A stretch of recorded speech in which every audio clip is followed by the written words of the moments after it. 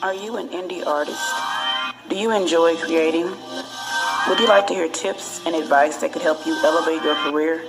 If so, tune in to Surviving as an Indie Artist podcast. The link for the show will be posted in the description box. First, I want to thank you for taking this interview with me. Thank you. So, first things first, tell the people who you are and what it is that you do. My name is Fareed Alston, and I work in video and audio, particularly in documentary and narrative film, and in audio production and publishing. Okay. What motivated you to pursue your dreams? I started pursuing a career as a filmmaker and producer when I got inspired by working on projects with my family and friends when I was a teenager. Who inspired you?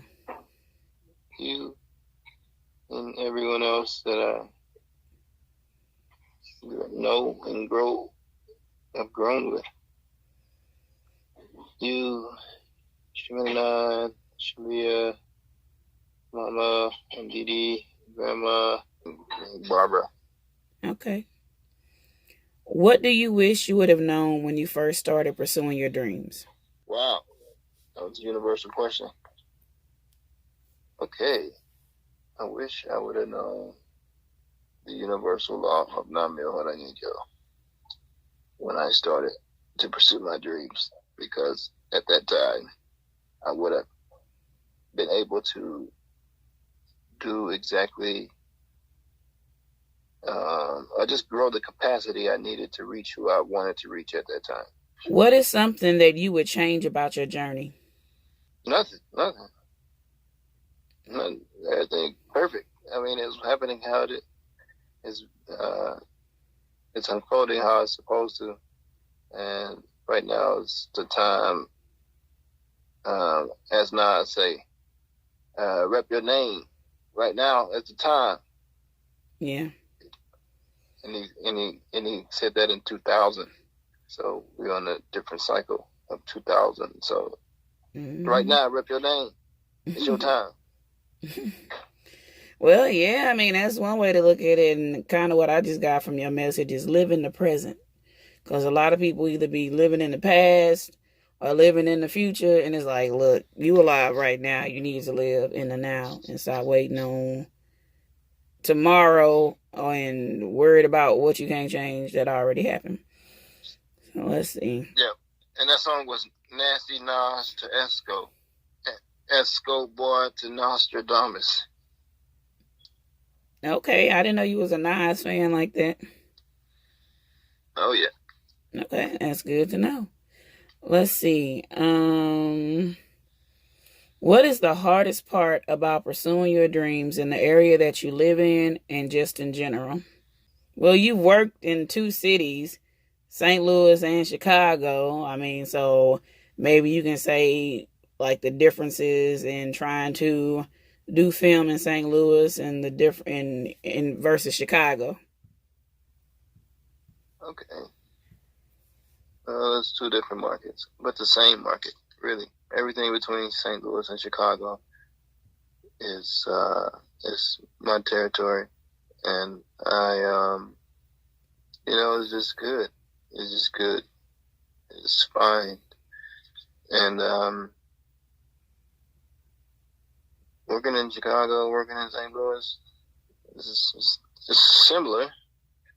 But what are some challenges that you face when you're trying to get work as a indie filmmaker, indie videographer?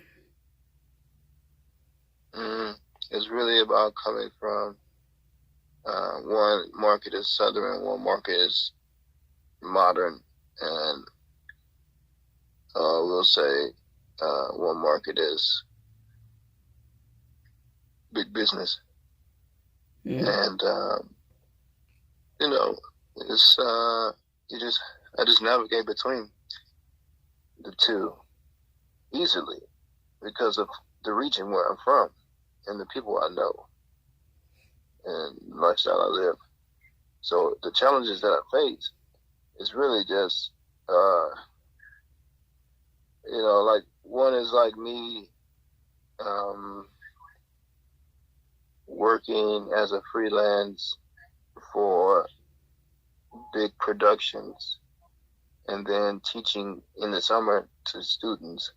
And then one is like me producing independent work and selling it. Okay. So that's the difference. That's the difference, and those differences sometimes have their own unique challenges. That I'd sit down and write that down. Okay, well, I'm happy I inspired you to write. Okay, let's see.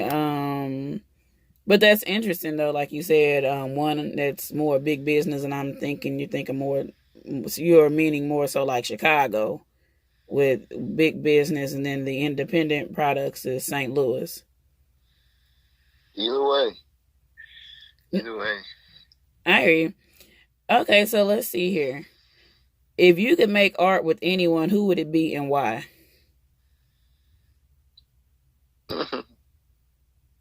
Oh, that's heavy. I would like to make work with Dick Gregory. Yeah. So I was just talking about Dick Gregory. Yeah, Dick Gregory is deep. We're similar, but I say I would like to make work about people, and one of the person is Catherine Dunham. I would like to make writing a screenplay about her life, and then I'm working. Then I would like to do work with Tina Turner. I'd like to do work with, it would be awesome to work with Kanye West or Spike Lee. Okay. I can see that for you. I could definitely see Spike Lee for you. Or it would be awesome to work with Tyler Perry, or who else comes from the South? I don't know. Yeah, that'd be cool. Okay. All right. Well, it seems like you got some ideas. Okay, as Medea would say. Okay. Or Jay-Z too. Jay-Z. Or who comes from Louisiana? Master P. Yeah, Boosie. that would be. Lil Wayne. Lil Wayne. Yeah. The Cash Money people. I even go down to Brazil and get some people. Just different. I did work with somebody out of Brazil. Okay. They played the bass line on Gutter. Awesome. But yeah, so it's just working with different people out of different areas. Yeah. Working with Chris Winston, and that's a joy of mine. Working with different people. Working with loved ones, and then working with different people who just passing by. I think it's awesome to work with different people, especially people that are from like other countries. I think that is so cool because when you think about it, that's one way to get your voice across the ocean. Like we live in a different time than when we initially like wanted to start out, and started pursuing our dreams. Like, it was still, let me get a record deal or let me try to get this deal. Whereas now the power of the internet, if you do it the right way, you can get folks behind you, and you can work with anybody anywhere. So it's definitely a great way to get your sound or whatever it is, your video, to a different audience. Let's see. What is your proudest moment as an independent artist, and how did you get the opportunity? So some great moments of mine include creating was a 10 or 12 track album clone the Sherlock Holmes with loved ones, like creating it in a way where I had the role as writer, producer, recorder, engineer, marketer, and it was the catalyst for City Productions, which is a business I run to promote peace in the world through audio and video. And the second most is making 12 Days in Ferguson. Actually finishing it and then like watching it with loved ones, and then actually playing like a movie. You know what I'm saying? Like it could be like people could be like, okay, thanks, but no thanks. You know, like, but people actually receiving it as like a movie. You know, and it's a movie in its truest form. You know, because you know it's just a movie. You know, however you want to put a movie, it's a movie. But what I like about it, watching it, what I like about it is I felt like you weren't biased with the film. Like you interviewed whoever was willing to talk to you. You know, I mean, and, you know, St. Louis, sometimes they ain't always got the friendliest people, you know, if you were walking up on the street trying to talk to them. But I definitely felt like you let people tell their own story. You just asked the question and they answered it. And I like that you showed, you know, just looking at the footage. I like that you could see like the tension in everybody's face, from the people that were rioting to the police officers that were standing guard. And because you went so many different times, like you went to so many different events, that you were able to get a scope of like what was happening around the city. You know, and like I told you, I felt like, you know, maybe you should add in your own commentary, just explaining what happened during the scene, and you said that you did. So I think if you did that and people can kind of get a dose of like what happened here, then I feel like that makes it the next level. But the scenery and the footage itself, it's amazing. So thank you, Rachel. That's a high honor. That's one of my proudest moments right there. Your compliments. Yeah. So I would say those are the top three. Maybe, yeah, that's it. Okay. So let's see here. What is the ultimate goal that you're trying to accomplish as an indie artist? I would like to, you know, promote world peace. Really, that's what we need, because it's like, it's just a lot going on. Some crazy times. Some crazy times, man. Like, who would have thought? Yeah. Who would have thought we'd be alive doing this? Like, this is so crazy. Yeah. So, you know, promote world peace through music and video. And then also represent truth in my work. And truth is really sought inside yourself. And you really only can sink inside yourself through chanting Nam Myoho Renge Kyo. Well, I'm not going to say you only, but the highest way of sinking inside yourself is through chanting Nam Myoho Renge Kyo. And there's other ways of doing it, but you're going to keep getting bopped in the head. But, won't you explain what Nam Myoho Renge Kyo is and the origins of it and why it is that you believe so much, you know, or how has it changed your life or helped your life? Because I know you and I know that you go around pushing it on people. So I want to know what it is that, you know, that is so wonderful for you with this. Okay. Thank you for asking. Okay. Nam Myoho Renge Kyo is quoted to be the key to opening up everything. And my experience is chanting for the last this last month, for 31 days, I've chanted at least an hour a day. Sometimes 2 hours, 3 hours, 5, 10, 7, and the experiences that I've had, like this has been a transformation in a way where it's just I'm aware of life, you know what I mean? So it's about becoming aware of your surroundings you become aware of your surroundings by becoming aware of what's inside of yourself. And you can only do that by, sitting down and not moving for a long period of time. And then while you're doing that, you have to be practicing something. Just sitting there is useless. You have to be saying something out loud, because our bodies are made to say stuff out loud. And, that's what strengthens our heart. Our heart is controlled by our tongues. And our tongue is the muscle which connects our brains and our hearts.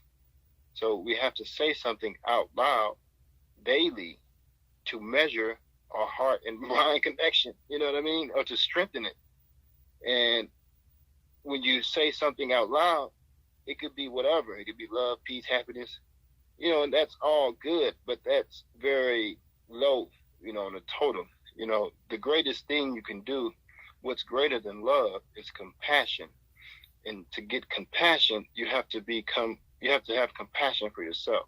And to have compassion for yourself, you have to tap into your heart. And you tap into your heart by saying something out loud each day. And the highest thing you can say out loud each day, meaning what transcends all this crap that's going on, it's like a war going on, right? Mm-hmm. So, in this war, let's say the enemy controls the words, like love, or hate, you know what I mean? So if you say that, it only can get you higher than what the enemy has set for you to achieve. But if you tap into the universal truth that everything is contained by, which is what you put out, you get back, karma, you transcend any suffering that is set out. So when you transcend that and you align yourself with the universal cause, you're saying the highest thing you could say each day. So you're exercising your body and giving your body life, and then you're saying the highest thing you could say each day to stimulate your mind. So that's what I'm learning in the experiences that I'm having that are key to just waking up each day and not jumping out the window. You know what I mean? You know what I mean? Or just waking up each day and rolling out of bed. Yeah. Especially around this time right now. You know what I mean? Because it's not necessarily what's going on in people's minds. Well, that's the key. But I mean, what's going on television, that's not what's important. That's just distraction and confusion. What's really important is looking into yourself right now at this time. That's why everybody needs to stay home and, look into themselves and clean out their house and clean out their souls. Yeah, I feel you. Yeah, but, and so saying that, I'm just saying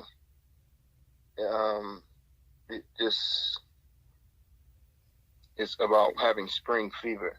It's about the days are getting longer, and then we are just restless. I'm ready to go outside and go slam a dunk, slam dunk a ball somewhere. You know what I mean? Mm-hmm. That's how I'm feeling. You know what I mean? And that's okay because that's just the time that we're in. What advice would you give to your fellow indie filmmaker, videographer? What would you say to them? What would I say? Yeah, they were just starting out and they're like, man, I could really use some advice on, how to move. So is there anything that you wish you would have known when you first started out?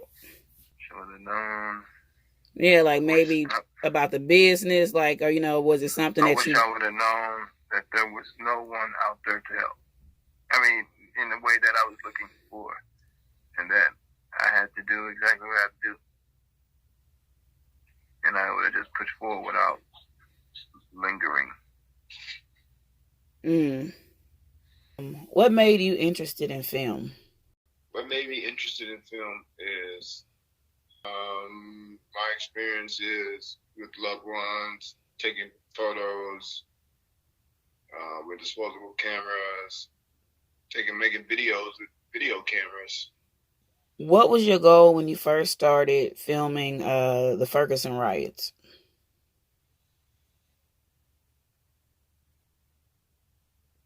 My goal was to make a film or sell the footage. And I had, I had the experience of, I had an offer, you know what I mean? I remember looking on, I wanted to make a movie. That's what I wanted to do. But also people were offering to buy footage from me. Like I remember one time a guy offered from I think it was Getty Images. He wanted to offer me like some kind of deal. But I ended up wanting to make a film with the footage. And I just, I wanted to tell the story of people, folk culture, people in St. Louis, what's going on, how they are experiencing this, how people from out of town experiencing this. Why are people from out of town here? All of it. I just want to tell a story. And the story, I specifically wanted to make a feature film. You know what I mean? In that telling of the story. So I had a recent experience of being in Jackson, Mississippi, documenting the Freedom 50 commemoration of the 50th anniversary of the Freedom Riders. Mm-hmm. Just before Ferguson went up. So, just in that documenting that experience, it was like multiple events over a course of days. You know what I mean? Like every day was every day was events, and that reflection happened in Ferguson. You know what I mean? Like every day it was like different events, so I had that experience, which allowed me to transmit it into making a feature film and going each day, going consistently. Okay. What was your experience filming Ferguson? You get real deep on that. But, I feel like just recently, I feel like Ferguson was the catalyst for what is going on now and continually going on. And dramatic, really. Dramatic experience. Hmm. It was beautiful, but also traumatizing. Okay. Do you feel as if your rights as a freelance journalist were violated? There's moments in the film where, clearly my rights are violated.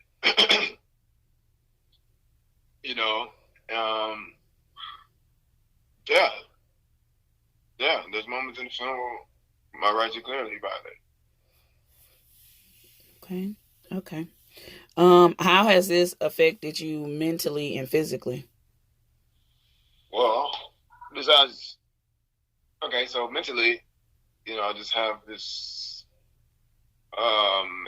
images and kind of impression of war in my existence, and now every time something like this, I kind of get really anxious. What advice would you give to other freelance videographers, filmmakers that are interested in documenting historical events or events of civil unrest? I would tell them to protect themselves. Protect yourself. Like Mr. Flame would say, don't be willy-nilly. And I would tell them to always bring extra. You know, bring what you got. But you can bring two. When you say extra, you're talking about equipment, everything. You got 2 phones, bring them. You got 2 cameras, bring them. You got 2 batteries, bring them. You got 2 people you know, bring them. Okay, this is just to make sure that you got enough. Bring it. Oh, goodness. All right, so the last thing, where can we find more about you? Where can we find more about your film and other works? Okay, and also I wanted to tell the story of people from the region of St. Louis, particularly from a black man's perspective. And because there's other filmmakers' videos in that film, you know. So I wanted to give a scope of our experience being in a, we'll say, contaminated area, right? And further along, you can find my work on YouTube, City Productions and Publishing, LLC, or you can find my work on SoundCloud, City Productions, City Publishing, City Productions and Publishing, LLC.